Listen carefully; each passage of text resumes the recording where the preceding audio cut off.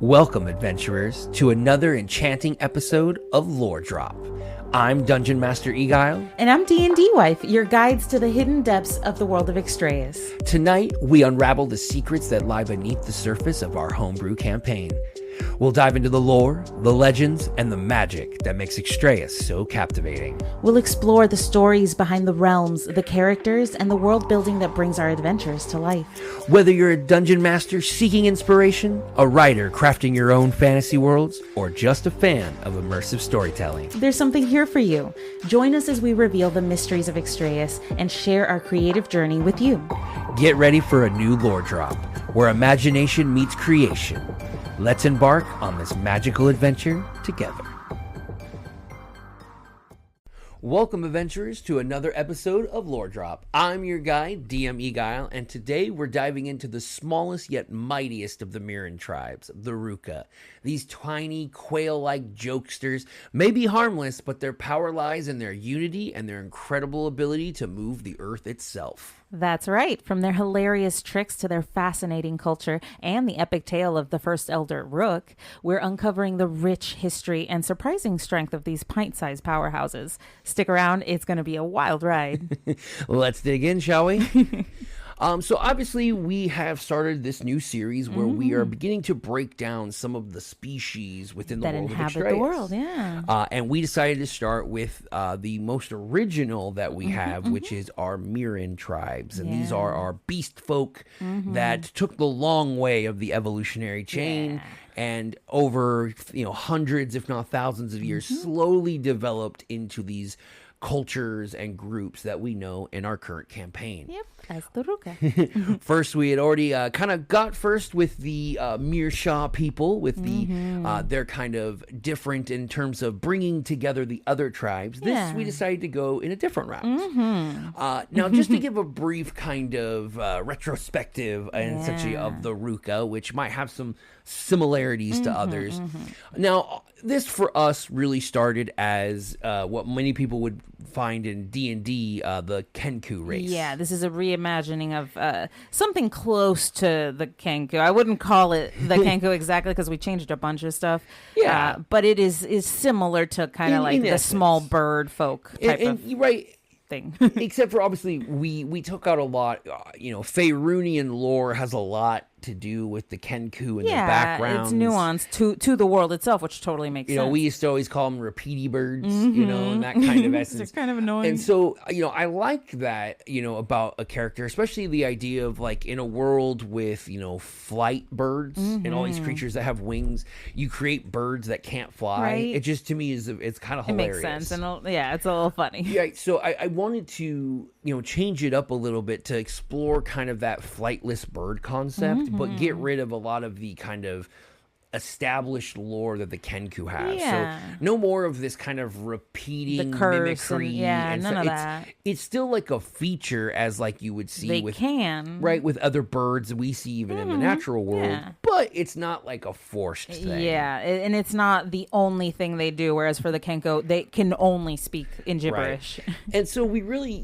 for us, in our second campaign, which ended up being not a very long run campaign, unfortunately, due to losing a player, we actually had a Kenku character that really kind of I kind of used as a little bit of the inspiration for the Rooka people. Yeah, really. In that it was this Kenku monk named Lullaby, and she was a very kind of comical, very much comic relief, because the player who was operating her was following all of those kind of mimicry rules, had a little, notebook where they were writing down sayings, phrases, sayings.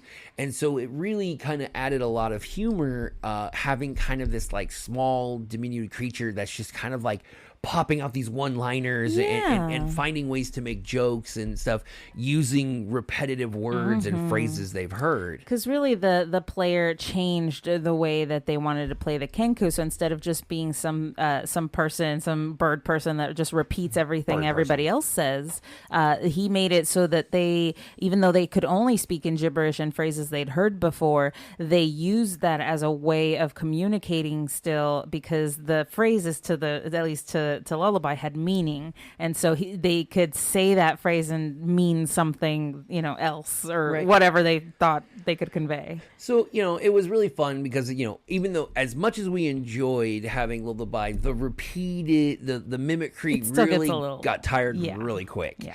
And so we really wanted that same aspect, but not quite the annoyance. Mm-hmm. And then the other thing I really wanted to change up was that kind of unique fantasy dichotomy of like, man, how much does that suck in a fantasy world where you're a bird species, right? People are like, you're a bird, but you can't fly. So, sorry. And so it's like, okay, well, obviously I don't want them to have wings necessarily because that's kind of messed up.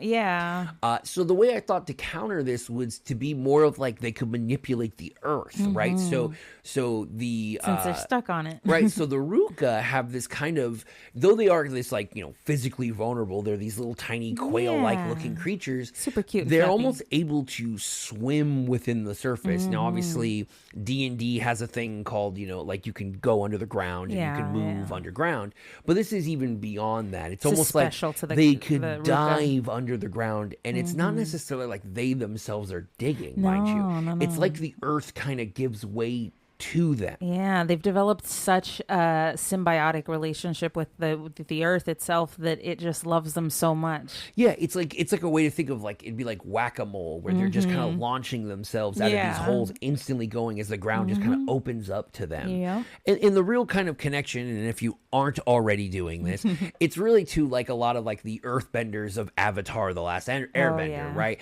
Where they can kind of manipulate this stone, not quite in the same aspect, not as powerful show, as the earthbenders, as well as they're not doing kind of like complicated hand movements, gestures. It literally is as natural as breathing to them. It's completely autonomous on its own, which makes it both their like biggest offensive ability, but also maximizes their defense because they can almost just instantly disappear within. And a lot of the reason for this, and the original kind of idea with Kenku are these kind of dark black raven crow looking. They look very reminiscent to like the bad guys from the Power Rangers movie, the crow guys. I remember like, exactly like that. And so it's like that's not. I as a people, it's like no, I don't like. So maybe not. I kind of was out a lot in like Oregon and Idaho and out kind of like in those little prairie lands, right? And so I used to see a lot of quail. I mean, we used to hunt them too. But I used to always remember seeing them, and they would kind of be in these like little, they'd be in these little trails where it'd be the big one, little small ones darting around, and they would just be like super fast, and then every now and then they could dart off into the air and fly off and whatnot, but they tried to always stay on the ground because how you hunt quails, you scare them up into the air, and that's how you can catch them. So I really wanted them to have kind of these like small rounded little bodies. They have arms, but they're kind of tucked beneath almost what looks like a shoulder cloak of feathers that kind of covers underneath them to allows their body to almost have kind of like a little swimsuit kind of thing, like a shell around like them. a little bodysuit, so that when they go underground, they're not kind of being pulled or kind of getting dirty either. It makes them more, well, I guess aerodynamic would be the wrong word for it. Geodynamic. There we go. We're coining a new phrase on that one. And then the big thing too is that I always love how the quail always kind of have this little head crest. Those like coifs, and to me each of the Rooka kind of have different ways to kind of manage, whether it's some of them have more what looks kind of almost like a modified pompadour, and that's kind of their unique little feature to kind of set each other apart. Okay. In terms of like their colors, that's kind of the unique thing about them is that they do have like your traditional browns and grays and whites that you see in birds.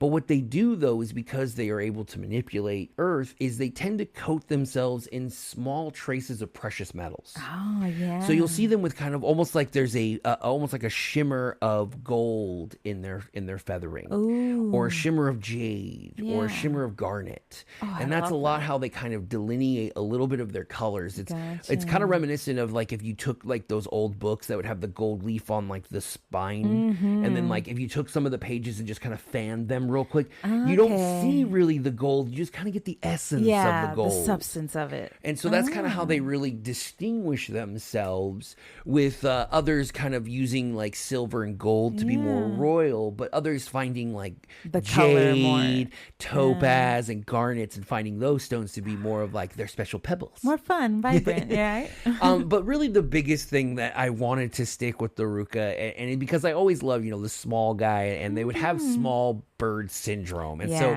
they are very much these comical creatures. Yeah, pranksters. Because I always viewed like quails being, I don't know why, they were just like always making fun of you, like, haha, you can't get us. Well, it's like the Roadrunner and Coyote, right? When something moves that fast, it kind of gives it the, like, I don't know, the vibe of being like kind of like it's putting it in your face. It's like, haha, haha, slow. Yeah, you're slow as hell. Haha.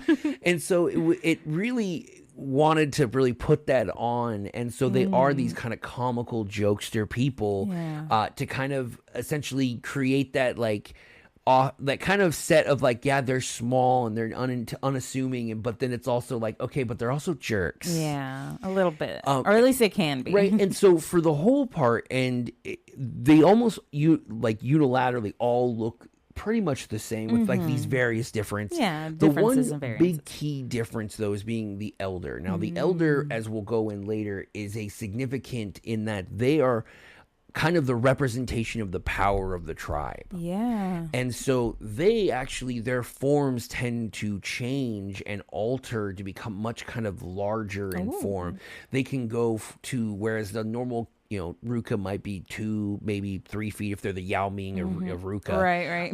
But the elders will grow to 5, 6 feet tall. Oh, and how many elders are there? Well, we'll get into that here in a bit, but at this point, there's only maybe been about 4. And we'll go more into why that is here in a bit, and which is actually a pretty good way to switch into that. To look at it would be to kind of look at the history and the backing of kind of the original culture of the Rooka people. Yeah. Now, at the time when essentially they began to gain consciousness and became a sentient creature, they had no name for themselves. They were just these little bird-like creatures that kind of... The one thing they knew is they would play jokes. Yeah. I mean, a good way to look at them, they're kind of like our fae, but in a grounded nature. Yeah. They just are always, good spirit, but it's sometimes at the expense.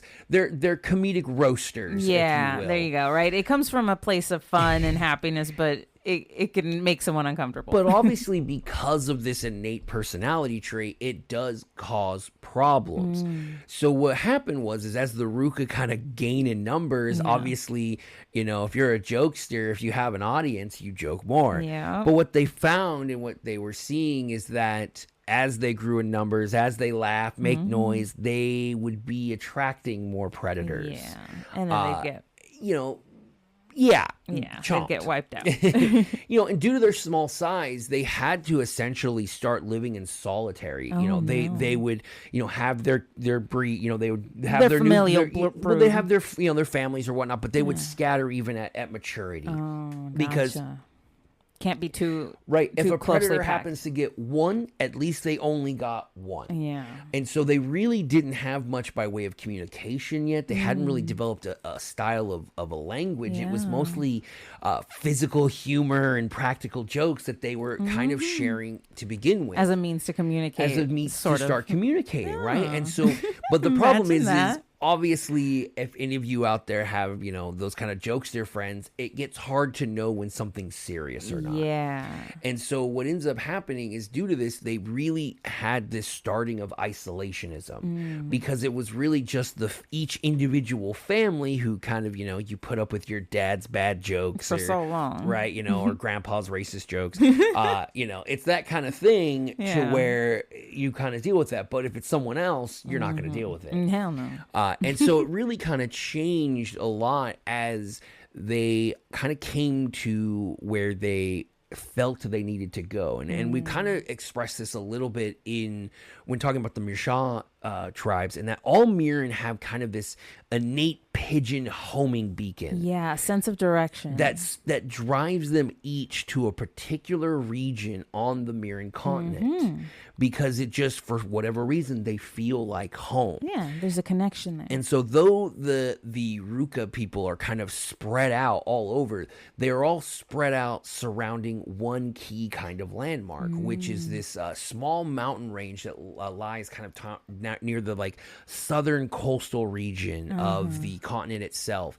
It's very kind of rugged. There's not a lot of, in terms of lush foliage, it's a lot of volcanic remnants of the original creation of the mountain. A lot of barren soil. Exactly. And so there's not a lot to be grown.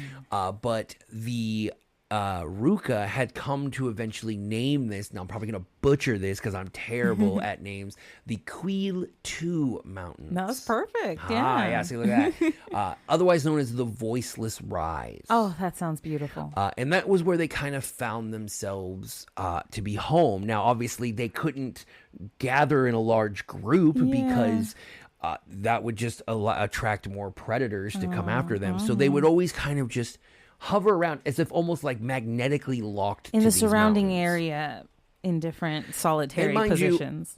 Unlike other types of birds, they don't have any kind of necessary will to fly. They're not trying to climb to the mountain. And they're not staring up into the sky wishing. They're not lemmings. They're not going to jump off the mountain. No, they're not kiwi birds. It was more of that kind of. But there was an exception. So there was a particular Rooka who didn't necessarily have the humor gene in the family and was a much more serious individual. And her, actually, she felt the largest pull to the mountain itself, like that there was more to it. Yeah. And that was when the discovery of the Eternal Rock. Now, we've discussed this in a few other episodes, and if you've listened to Traveler's Chronicles, go check that out. It's got a lot in there. There's a lot going on with the history of the Eternal Rock. But what these stones are, they represent this kind of connection to the planet that the Meeren feel. And at this time, these were really unknown. But what Rook discovered is that due to their kind of connection to the earth or to whatever, she had a better understanding of this being a conduit for strength rather than it just being a landmark or just maybe magnetized, a piece of stone that just happens to be triggering. But there was more to it. Yeah. And as kind of using this stone as kind of almost like a beacon, she began kind of collecting the Rooka throughout the area, kind of almost in like sending out like a seismic beacon that sent them all into this location, and a decision was made. Now, given obviously the Rooka for all these years, all these generations have been entirely individualistic. Rook had a change. She believed that they had strength, but it was weak. But each one of them, if it could apply that strength together, they would be more powerful. Yeah, that makes sense. But they didn't quite know how to do that. Yeah. And working together is difficult because, like you said, you get tired of the other pranksters, right? Exactly. So what happened is through meditation and understanding that Rook kind of discovered this ability through the stone that all of the Rooka, through their own will, could give a portion of their ability to move the stone. So originally all Rooka could lift stone and do a lot more, but not to a great extent, given their small bodies. Yeah. But they took a large portion of that and then contributed it to the stone. And as they did that, they all then decided to pick one to then essentially take all of that power into themselves. And this was Rook. Rook was originally known as the Fist of the Mountain, as she was believed to be the one to kind of dig the hole that created the cavern where this stone is. Straight up punch through it. Exactly. Nice. And so doing this, it kind of conferred an entirely different level of strength to the Rooka known as Rook. In fact, as we've been saying this, you might have put two and two together, as this was decisions, the name Rooka was given to the people as she was viewed as the first kind of real progenitor of the new race. Their first real leader. Yes. The Grand Chieftain. And so with that, not only did Rook's physical form change as she kind of grew in size, the way in which she could manipulate stone, it just enormously grew. She became like a true earthbender. Even more. I mean, probably more of like in the Avatar if he only had Earth, right? Oof, yeah. Because she was able to, in essence, to drive out one of her enemies through the top half of a mountain at them. Oh my! Which created a mountain range in a different northern section of the continent. Okay. So her power just grew and grew, which allowed for now the newly named Rooka to create a civilization under the guidance and protection of this kind of warrior that was meant to serve all. It's a real kind of way, and it's kind of interesting. It's kind of a lot like the storyline with My Hero Academia, right? With this idea of like giving strength to one person in order for them to be the protector, and this balance of like, well, are you giving it or is it being taken? Yeah, right. But for the Rooka, it was this idea of that, for a small price for them, they would be protected, and they can actually now become a people. And because of that, the jokes, when you can talk and when you converse, they begin to learn that they are one person or one people, excuse me, and they started to collectively become kind of a group that actually understood creating each a society together. Essentially, the first societies really started to grow, and what the Rooka learned is that they still could swim through the earth, they could still kind of manipulate, but obviously not to the level they once could. It was limited to their bodies, right? But it wasn't necessary, as Rook was able to hurl, 8-ton boulders like they're Tic Tacs. Oh my! She was able to fly by just essentially putting little stone discs on her feet and then manipulating the stone to enable she's her. She's just Magneto.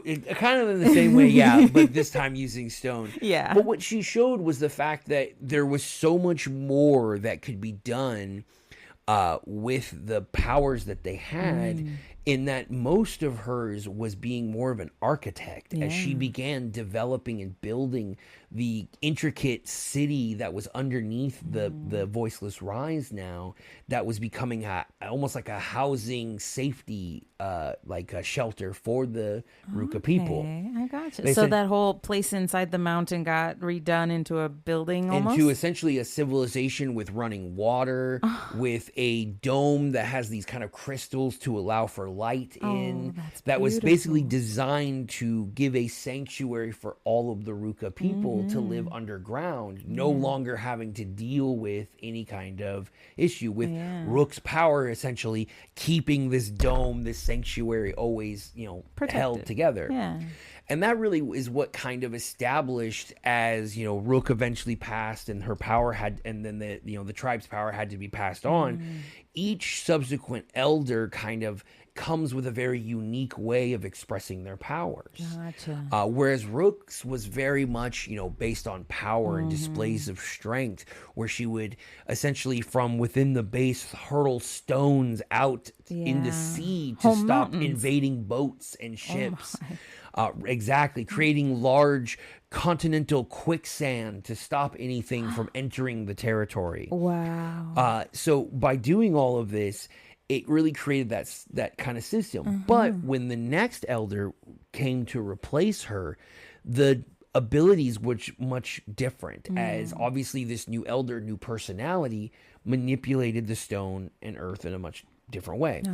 Now, if you've been listening to Traveler's Chronicles, we know that the current elder is Lady Kree. Now, Lady Kree is special in that she does most of her manipulation, creates kind of these little like mud homunculi and little she's much into making little anatomic creatures and entities versus hurling stone. Yeah, and they like do things for her and stuff too. As well as her biggest thing is her range, as she's able to manipulate from a very, very far distance and not physically have to be where she needs to be. Oh, and then you did say she can move stone too? Yes. Because that's unheard of for most of the Kenku. Yeah, I mean, most of the Kenku is through dirt, but most of the elders are able to obviously move stone. stone, given their kind of increasing the Rooka, yeah, as well as finding like fine metals and rare objects become a lot easier. Like elders are able to pinpoint mains of gold or any kind of special gems just merely by concentrating. Oh, cool! All right, kind of a little bit like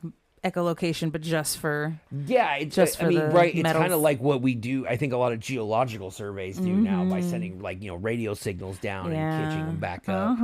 But really, it's really interesting because out of all of probably the Meeren species, they are the newest. They have only had about 3 generations worth of elders. In fact, one of the main characters, your character actually, was interacting with the first leader during that time in her, kind of in her past life. Yeah, I'm remembering slowly. But it's interesting because there is so many different things that could happen. And I think, I mean, you touched on this as a player, right? You were like, wondered. Right? And so, your point. I wondered, right? Because I was like, okay, that's fine. The elder is super powerful, but what could they do if they all just took their power back and individually trained up and got so much better using their full potential? Right. And that was always funny to me because I, as a DM, didn't really think about that either. So it was really interesting to have like in the story, your character Luna kind of already being like, well, wait, what would happen if like you guys didn't do that? Right. Why can't you not do that? So I'm interested to see if that could eventually change. And the other thing we really saw, I think was different too, was the beginnings of like division within the Rooka people themselves. We haven't quite gotten into it in Traveler's Chronicle about the Rooka thief. Yeah, we haven't gotten there Fort yet. Irrigan, where now some of the Rooka are kind of breaking from this kind of group. So we might see maybe down the line, if like say there's a civil war and they split, what could that do to this elder system as we move down the line? A rogue tribe. If there's 2 tribes, can there be 2 elders? And I'm really interested. That could be something. And another thing too that I always like is, as we have in the story currently right now, there is a transition currently going on with the chieftain. So we could see, hopefully in these next few sessions on our end, some new kind of ways that the elder manipulates the earth and stone. So I'm really kind of interested in looking forward, because the Rooka specifically are only really caged as being birds. Gotta get my dad joke in there every now and then. They're really only caged by their imagination. So it really is something that we could see maybe future generations as they learn more. And with now in the story them kind of interacting more as a kind of a group, I could see it, maybe see even crazier types of earth bending, right? That'd be so cool. I would love to see some metal bending and all sorts of crazy stuff. Yeah, and I think really the biggest like cultural challenge, and I think the players experienced it firsthand, is that they're just a tough people to deal with. It's like it's like trying to talk to any creature from Pan's Labyrinth. They speak in riddles. You just don't know if they're screwing with you or not. And so you can see how some of the Meeren tribes are very reluctant in interacting to deal with the Rooka, right? And there's an acknowledgement of their strength, but it's just they don't. And to me, it's really funny because it's not like an aggressive kind of thing. It's just like you just don't want to be laughed at all day. Yeah, nobody ever likes being the butt of a joke, and so when that does happen to you, it's just like, I don't want that to happen again. Right. And so it's going to be definitely interesting, but with the way that their culture has developed, it's still kind of, because of that humorous jokester nature, it hasn't probably developed as much as it should. Right. And a lot of it is based on, much like we see within human civilizations and human psyche, is that like that humor is a lot of times hiding and masking something much bigger. It's a deflection tool. So it could be maybe there is more of a curse behind the Rooka people that is causing them to use humor. Maybe a self-imposed curse. You never know. This is this is D&D. This is Extrayus. We do have the curses and gifts from the Fae and demons. So who knows? But it will be something that will definitely develop as the Rooka develop, as they are still kind of this small. But the glory of it is it's kind of that like okay, they are this new group, this younger kind of very jokester, have very, very recently gotten to the table, right? Yeah. But they hold like a nuke in terms of power. Very much so. And so they are something that just can't necessarily just be ignored. Yeah. But also has to be respected in the fact that as long as they're laughing, sure, it's good. But when the Rookas stop laughing, that's when you got to worry. That's the problem, right? You never want to insult the people with a great amount of power. So for me, I think like what I really always loved about it is that it gave a very new spin to this kind of flightless bird style creature by giving it like not only this very unique power, but I just love them being smart asses. Yeah, a little bit. Obviously it's a little bit like me because they're a little bit out of my own heart. But I do love it when it's not just one person, but like a whole culture based on humor. Right. Yeah. I love that. And so it makes it where you go and you're like, anytime you go against a Rook, you're like, oh, here we go. It's like, it's the smart alecky people. I really do like that aspect of their personality. I think it makes them an interesting group or just individuals to interact with as we go through the Meeren continent. And I look forward to just keeping, meeting them along the way. I think it's always fun. I know they're about to be reintroduced in the story. So I think that's going to be real fun to see them kind of bring back into to me, I always look at it like the opening scene from like Super Mario where it's like the penguins. Oh, yeah. It's going to be the same thing with the little Kenku warriors, it's just a little stone armor. But it definitely is something that's going to be looking forward to. I'm down. Oh, well, what a journey. From mischievous solo hunters to a unified tribe capable of shaping mountains. The Rooka prove that even the smallest can become the strongest when they stand together. And this is just the beginning for the Rooka. Who knows what heights or depths they'll reach into the world of Extrayus. Thanks for tuning in, adventurers. Don't forget to like, review, and join our Discord to share your thoughts on the Rooka and what you'd love to see in future episodes. Until next time, keep adventuring and never stop exploring the lore. And that brings us to the end of this episode of Lore Drop. We hope you enjoyed exploring the rich lore and magic of Extrayus with us. But the adventure doesn't have to end here. Join our Couple of Nerds Discord community to dive deeper into the world of Extrayus, share your own stories, and connect with fellow adventurers. And don't forget to check out the Couple of Nerds YouTube channel. There you'll find all our content, from thrilling campaign highlights to miniature painting tutorials and more. We love hearing from you, so be sure to leave your thoughts, questions, and ideas. Who knows, your input might just inspire our next episode. Thank you for joining us on this journey through Extrayus. Until next time, keep your imagination alive and your dice ready. Stay curious, stay creative, and may your adventures be ever wondrous. See you in the next Lore Drop.